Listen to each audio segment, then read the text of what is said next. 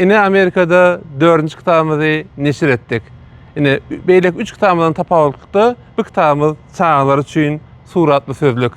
Yine şu kitabın suratını 14 yaşlı yine Türkmen oğlanı yine oğlum yüzüp tayarladı. Gel oğlum.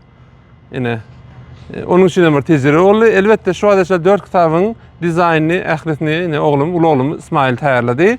Yunus ne etti? Aslında Yunus'um çok da etti. Sebebi içinden yanlışlar tapıp verdim bana. Şonun için aslında şeylerinde maşgala kitabı yönedin bizler. Elbette bizim yürütü redaksiyon kollegamızda yine şöylerdeki oğlanlarımızın hem bedelikte rahmet çektik. Yine 4. kitabımızı tayladık. Yine eğer şu kitabı bununla ait gelse nehip olsa Türkmenistan'ı neşir edecek. Nehip olsa şundan başlayacak. Aslında 4 kitap hem Amazon'la, dünya ve Amazon'la neşir edildi. Biz yine bir başarımız yok, tam oynap başarımız yok, ya bir seviş başarımız yok. Bizim etiyana başarımızda adımız şunlar intelektüel adlar yine. Son bir yılın içinde aslında 2019 yılı Stanford Üniversitesi'nin kampüsünde başlayan işimizi yine son bir yılın içinde kitabı öğürdük. Yine 4 kitap. Yine makul sözlük saytından hem sözlükten peyda edebilirsiniz.